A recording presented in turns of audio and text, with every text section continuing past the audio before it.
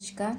आप सबका स्वागत है कहानियों के इस चैनल अनमोल कहानी में। कहानियाँ कई बार हमें रुलाती हैं, हंसाती हैं और कई बार हमारे अशांत मन को सुकून देती हैं। कहानियाँ ऐसी होती हैं जो हमें बचपन की गलियों से सैर करा कर वापस लाती हैं। साहित्य के पन्ने से एक बार फिर आपके लिए लेकर आए हैं अनमोल कहानियाँ। मुंशी प्रेमचंद जी द्वारा रचित कहानी बूढ़ी काकी। लीजिए, प्रस्तुत है आपके लिए। बुढ़ापा बहुधा बचपन का पुनरागमन हुआ करता है। बूढ़ी काकी में जिह्वा स्वाद के सिवा और कोई चेष्टा शेष न थी और अपने कष्टों की ओर आकर्षित करने का रोने के अलावा उनके पास कोई दूसरा सहारा ही न था। समस्त इंद्रियां, नेत्र, हाथ और पैर जवाब दे चुके थे।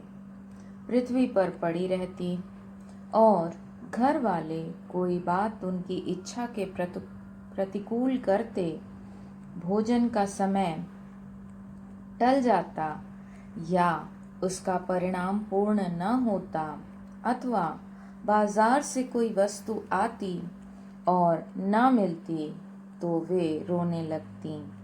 उनका रोना सिसकना साधारण रोना न था, वे गला फाड़ फाड़ कर रोती थी।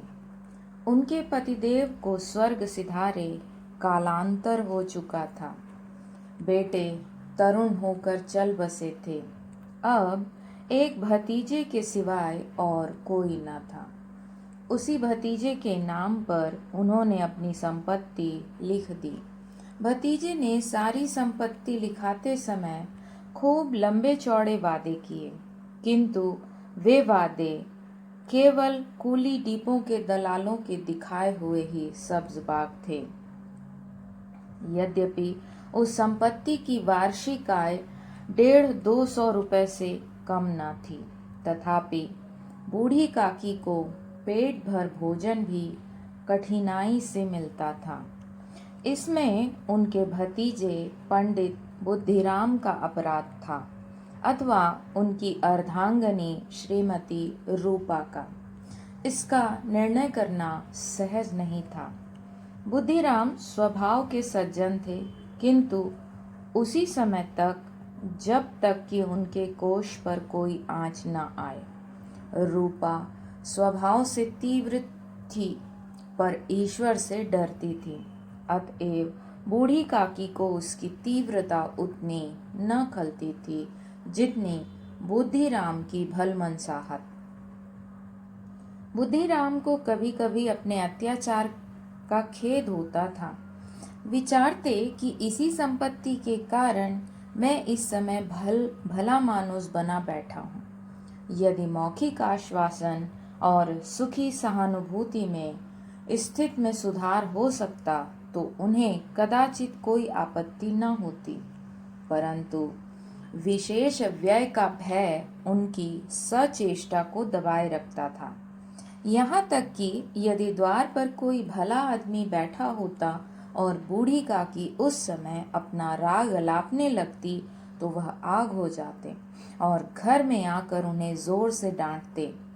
लड़कों को बूढ़ों से स्वाभाविक विद्वेष होता ही है और फिर जब माता पिता का यह रंग देखते तो वे बूढ़ी काकी को और सताया करते।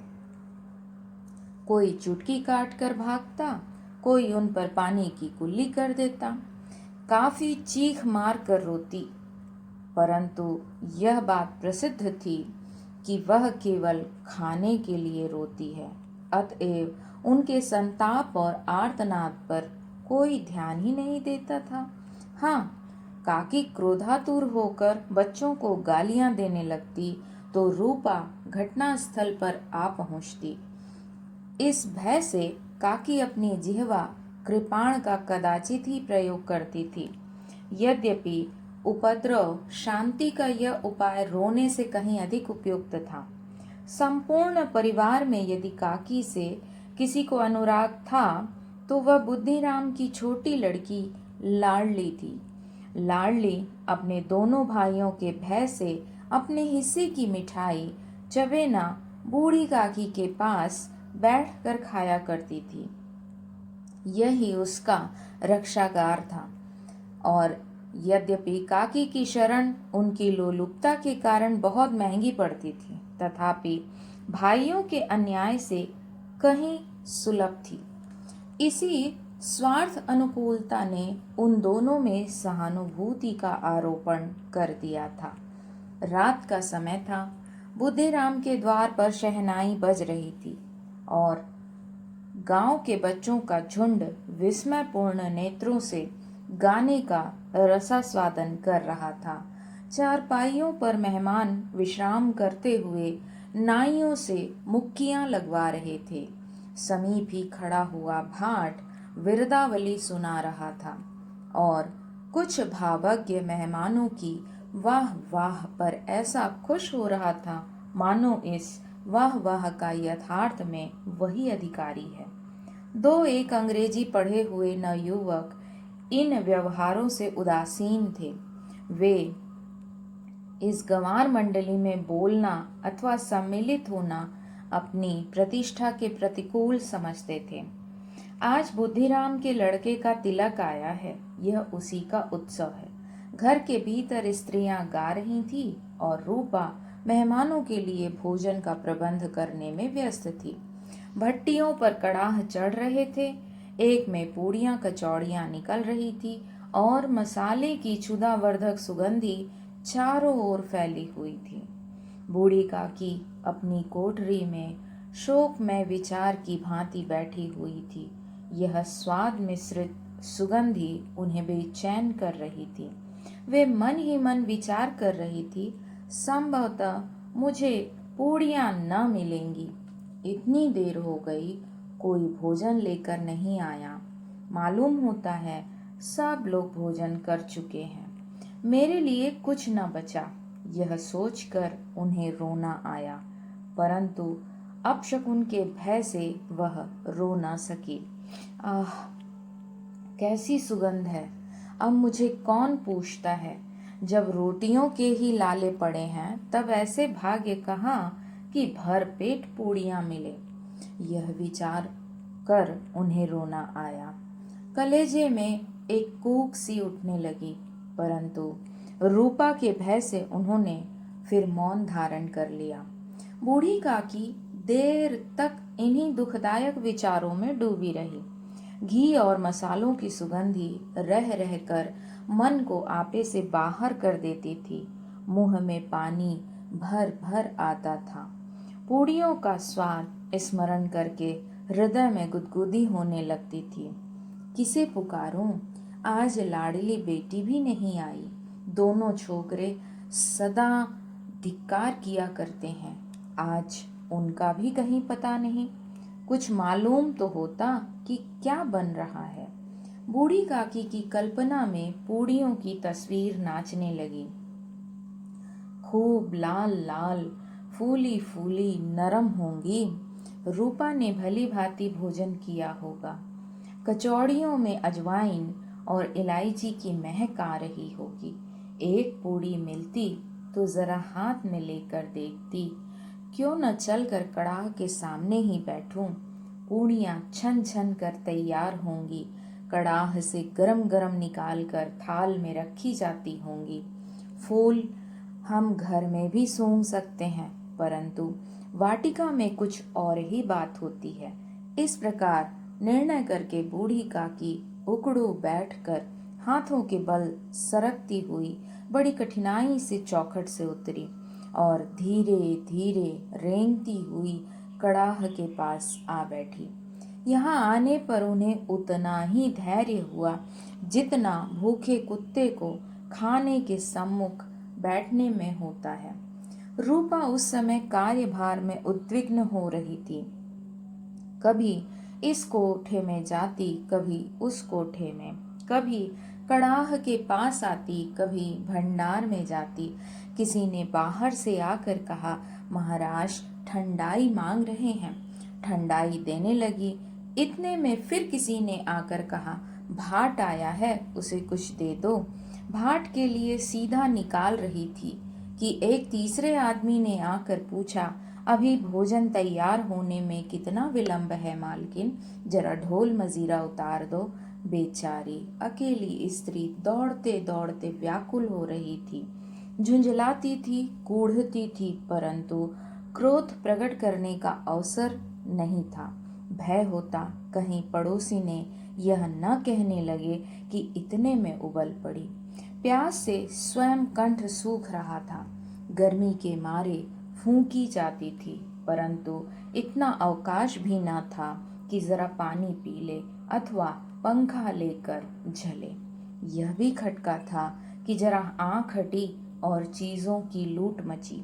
इस अवस्था में उसने बूढ़ी काकी को कड़ाह के पास बैठी देखा तो जल गई। क्रोध न रुक सका। इसका भी ध्यान न रहा कि पड़ोसी ने बैठी हैं। मन में क्या कहेंगी, पुरुषों में लोग सुनेंगे तो क्या कहेंगे।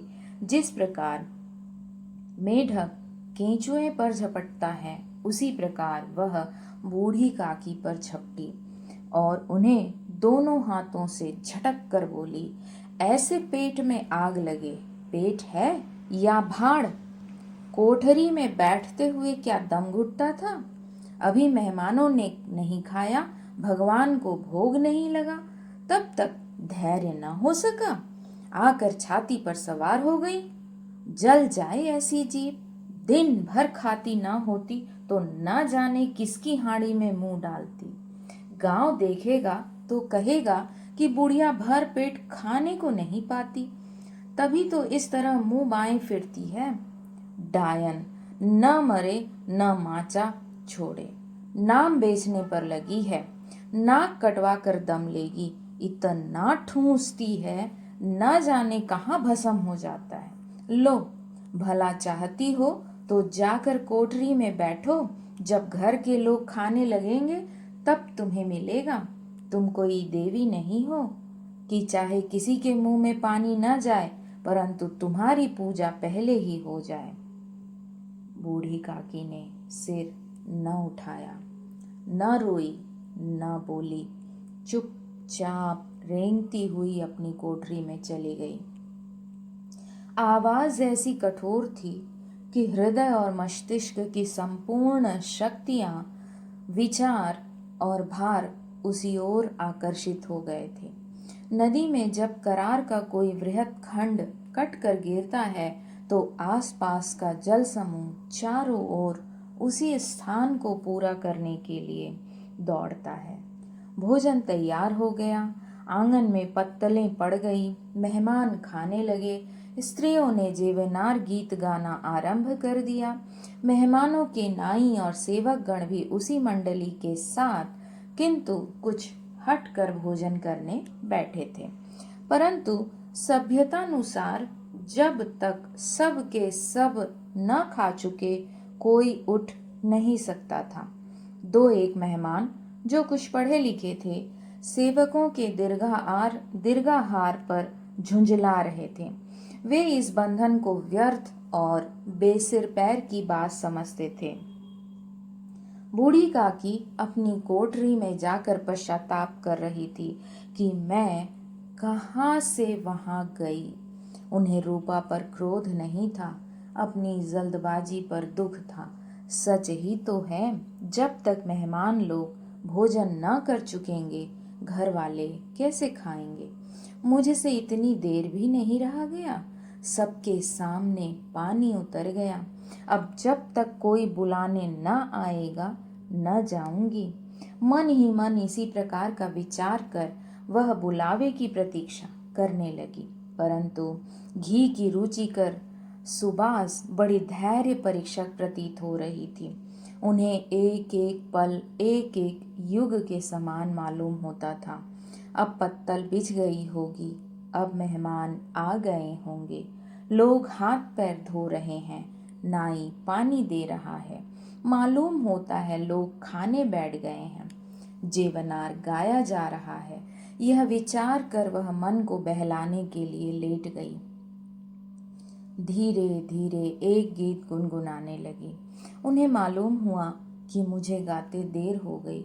क्या इतनी देर तक लोग भोजन कर ही रहे होंगे? किसी की आवाज नहीं सुनाई देती। अवश्य ही लोग खा पी कर चले गए। मुझे कोई बुलाने नहीं आया। रूपा चिढ़ गई है। क्या जाने न बुलाने आए, सोचती होगी आप ही आएंगी। वह कोई मेहमान तो नहीं जो उन्हें बुलाऊं। बूढ़ी काकी चलने के लिए तैयार हुई, यह विश्वास कि 1 मिनट में पूड़ियाँ और मसालेदार तरकारियाँ सामने आएंगी उनकी स्वादेंद्रियों को गुदगुदाने लगा। उन्होंने मन में तरह तरह के मंसूबे बांधे।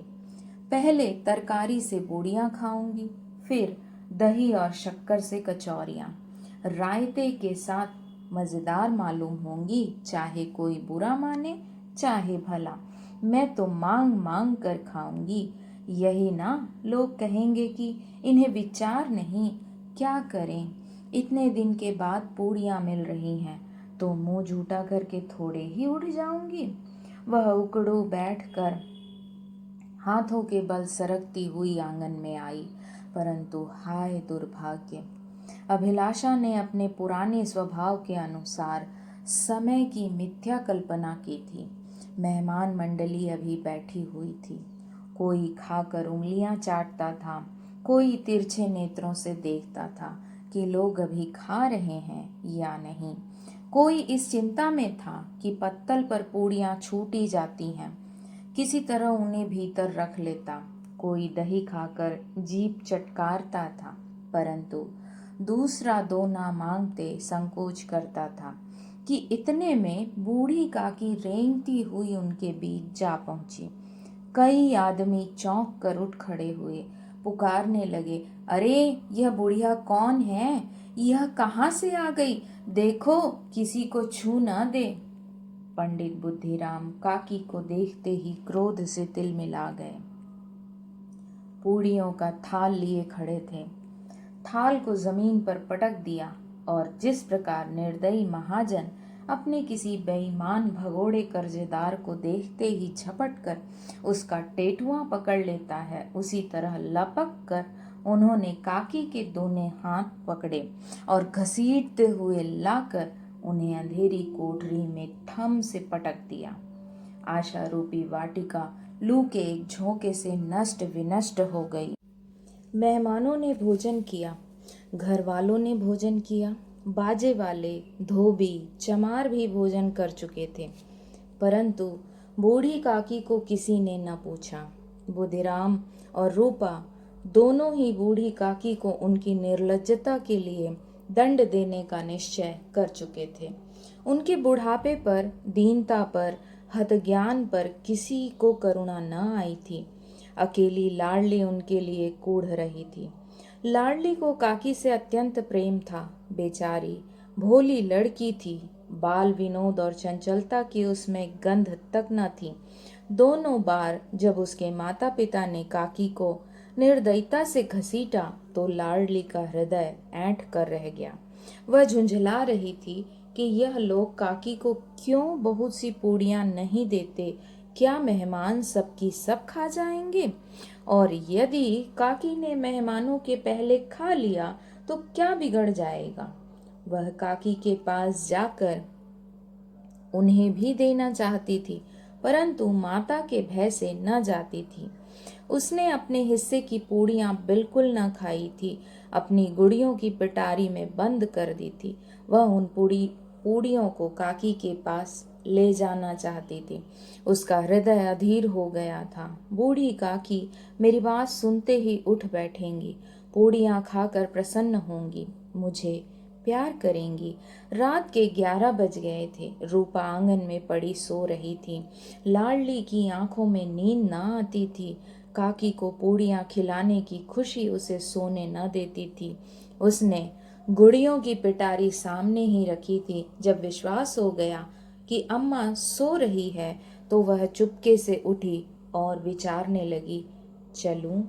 चारों ओर अंधेरा था, केवल चूल्हों में आग चमक रही थी और चूल्हे के पास एक कुत्ता लेटा हुआ था। लाडली की दृष्टि द्वार के सामने वाले नल की ओर गई। उसे मालूम हुआ कि उस पर हनुमान जी बैठे हुए हैं। उनकी पूंछ, उनकी गदा सब स्पष्ट दिखलाई दे रही है। मारे भय के उसने आंखें बंद कर ली। इतने में कुत्ता उठ बैठा। लाडली को ढांढस हुआ। कई सोए हुए मनुष्यों के बदले एक भागता हुआ कुत्ता उनके लिए अधिक धैर्य का हुआ। उसने पिटारी उठाई और बूढ़ी काकी की कोठरी की ओर चली। बूढ़ी काकी को केवल इतना स्मरण था कि किसी ने मेरा हाथ पकड़कर घसीटा। फिर ऐसा मालूम हुआ जैसे कोई पहाड़ पर उड़ाए लिए जाता है। उनके पैर बार बार पत्थरों से टकराए। तब किसी ने उन्हें पहाड़ पर से पटका।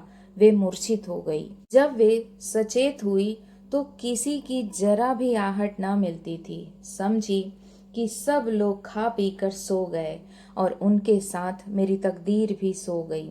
रात कैसे कटेगी, क्या खाऊं? पेट में अग्नि धधक रही है। हाँ, किसी ने मेरी सुधि न ली। क्या मेरा पेट काटने से धन जुड़ जाएगा? इनको इतनी भी दया नहीं आती कि न जाने बुढ़िया कब मर जाए। उसका जी क्यों दुखावें? मैं अंधी अपाहिज ठहरी, न कुछ सुनूं न कुछ बूझूं। यदि आंगन में चली गई तो क्या बुद्धिराम से इतना कहते ना बनता था कि काकी अभी लोग खा रहे हैं, फिर आना। मुझे घसीटा, पटका। उन्हीं पूड़ियों के लिए रूपा ने सबके सामने गालियां दी। उन्हीं पूड़ियों के लिए इतनी दुर्गति करने पर भी उनका पत्थर का कलेजा न पसीजा। सबको खिलाया, मेरी बात तक न पूछी। जब तक ही न दी तब अब क्या देंगे? यह विचार कर काकी निराशा में संतोष के साथ लेट गई। ग्लानि से गला भर भर आता था, परंतु मेहमानों के भय से रोती न थी। सहसा उनके कानों में आवाज आई, काकी उठो, मैं पूड़ियां लाई थी। काकी ने लाडली की बोली पहचानी, झटपट उठ बैठी। दोनों हाथों से लाडली को टटोला और उसे गोद में बैठा लिया। लाडली ने पूड़ियां निकाल कर दी। काकी ने पूछा, क्या तुम्हारी अम्मा ने दी है? लाडली ने कहा, नहीं, यह मेरे हिस्से की है। काकी पूड़ियों पर टूट पड़ी। 5 मिनट में पिटारी खाली हो गई। लाडली ने कहा, काकी पेट भर गया? जैसे थोड़ी सी वर्षा ठंडक के स्थान पर और गर्मी पैदा कर देती है, उसी भांति इन थोड़ी पूड़ियों ने काकी की क्षुधा और इच्छा को और उत्तेजित कर दिया। बोली, नहीं बेटी, जाकर अम्मा से और मांग लाओ। लाडली ने कहा, अम्मा सोती है, जगाऊंगी तो मारेंगी। काकी ने पिटारी को फिर टटोला। उसमें कुछ खुरचन गिरे थे। उन्हें निकाल कर वे खा गईं। बार बार होठ चाटती थी, चटकारे भरती थी। हृदय महसूस रहा था कि पूड़ियां कैसे पाऊं। संतोष सेतु जब टूट जाता है तब इच्छा का बहाव अपरिमित हो जाता है। मतवालों को मद का स्मरण करना उन्हें मदांध बनाता है। काकी का धीर मन इच्छा के प्रबल प्रवाह से बह गया। उचित और अनुचित का विचार जाता रहा। वे कुछ देर तक उस इच्छा को रोकती रही। सहसा लाडली से बोली, मेरा हाथ पकड़कर वहां ले चलो जहां मेहमानों ने बैठकर भोजन किया है। लाडली उनका अभिप्राय न समझ सकी। उसने काकी का हाथ पकड़ा और ले जाकर झूठे पत्तलों के पास बैठा दिया। दीन, क्षुधातुर, हुत ज्ञान बुढ़िया पत्तलों से पूड़ियों के टुकड़े चुन चुन कर भक्षण करने लगी। ओह, दही कितना स्वादिष्ट था, कचौड़ियाँ कितनी सलोनी, खस्ता कितने सुकोमल। काकी बुद्धिहीन होते हुए भी इतना जानती थी कि मैं वह काम कर रही हूँ जो मुझे कदापि नहीं करना चाहिए। मैं दूसरों की झूठी पत्तल चाट रही हूँ, परंतु बुढ़ापा, तृष्णा वेग का अंतिम समय है। जब संपूर्ण इच्छाएं एक ही केंद्र पर आ लगती हैं। बूढ़ी काकी में यह केंद्र उनकी स्वादेंद्रियां थीं। ठीक उसी समय रूपा की आंखें खुली। उसे मालूम हुआ कि लाडली मेरे पास नहीं है। वह चौंकी, चारपाई के इधर उधर ताकने लगी कि कहीं नीचे तो नहीं गिर पड़ी। उसे वहां न पाकर वह उठी तो क्या देखती है कि लाडली झूठे पत्तलों के पास चुपचाप खड़ी है और बूढ़ी काकी पत्तलों पर से पूड़ियों के टुकड़े उठा उठा कर खा रही है। रूपा का हृदय सन्न हो गया। किसी गाय की गर्दन पर छुरी चलते देखकर जो अवस्था उसकी होती वह उस समय हुई। एक ब्राह्मणी दूसरों की झूठी पत्तल टटोले, इससे अधिक शोकमय दृश्य असंभव था। पूड़ियों के कुछ ग्रासों के लिए उसकी चचेरी सास ऐसा पतित और निकृष्ट कर्म कर रही है। यह वह दृश्य था जिसे देखकर देखने वाले के हृदय कांप उठते हैं। ऐसा प्रतीत होता था मानो जमीन रुक गई, आसमान चक्कर खा रहा है, संसार पर कोई विपत्ति आने वाली है। रूपा को क्रोध न आया। शोक के सम्मुख क्रोध कहाँ, करुणा और भय से उसकी आंखें भर आई। इस अधर्म के पाप का भागी कौन है? उसने सच्चे हृदय से गगन मंडल की ओर हाथ उठाकर कहा, परमात्मा मेरे बच्चों पर दया करो। इस अधर्म का दंड मुझे मत दो, नहीं तो मेरा सत्यानाश हो जाएगा। रूपा को अपनी स्वार्थपरता और अन्याय इस प्रकार प्रत्यक्ष रूप में कभी न दिख पड़ी थी। वह सोचने लगी, हाय कितनी निर्दयी हूँ, जिसकी संपत्ति से मुझे 200 रुपया वार्षिक आय हो रही है, उसकी यह दुर्गति और मेरे कारण। हे दया में भगवान, मुझसे बड़ी भारी चूक हुई, मुझे क्षमा करो। आज मेरे बेटे का तिलक था, सैकड़ों मनुष्यों ने भोजन पाया, मैं उनके इशारों की दासी बनी रही। अपने नाम के लिए सैकड़ों रुपए मैंने व्यय कर दिए, परंतु जिसकी बदौलत हजारों रुपये खाए, उसे इस उत्सव में भी भरपेट भोजन न दे सकी। केवल इसी कारण तो वह वृद्धा असहाय है। इसलिए रूपा ने दिया जलाया, अपने भंडार का द्वार खोला और एक थाली में संपूर्ण सामग्रियां सजाकर लिए हुए बूढ़ी काकी की ओर चली। आधी रात जा चुकी थी। आकाश पर तारों के थाल सजे हुए थे और उन पर बैठे हुए देवगण स्वर्गीय पदार्थ सजा रहे थे, परंतु उनमें किसी को वह परमानंद प्राप्त न हो सकता था जो बूढ़ी काकी को अपने सम्मुख थाल देखकर परमानंद प्राप्त हुआ। रूपा ने कंठ अवरुद्ध स्वर में कहा, काकी उठो, भोजन कर लो। मुझसे आज बड़ी भूल हुई, उसका बुरा न मानना। परमात्मा से प्रार्थना कर दो कि वह मेरा अपराध क्षमा कर दें। भोले भाले बच्चे की भांति जो मिठाइयाँ पाकर मार और तिरस्कार सब भूल जाता है, बूढ़ी काकी वैसे ही सब भुलाकर बैठी हुई खाना खा रही थी। उनके एक एक रोए से सच्ची सदिच्छाएं निकल रही थी और रूपा बैठी इस स्वर्गीय दृश्य का आनंद लेने में निमग्न थी। ये थी मुंशी प्रेमचंद जी की अनमोल कहानी। जो भावनाएं हमने इसमें देखी उसका कोई मोल नहीं। ये कहानी आपको कैसी लगी जरूर से बताइएगा और इसी प्रकार की अन्य अनमोल कहानियों को सुनने के लिए हमारे चैनल को लाइक और सब्सक्राइब करिएगा। धन्यवाद।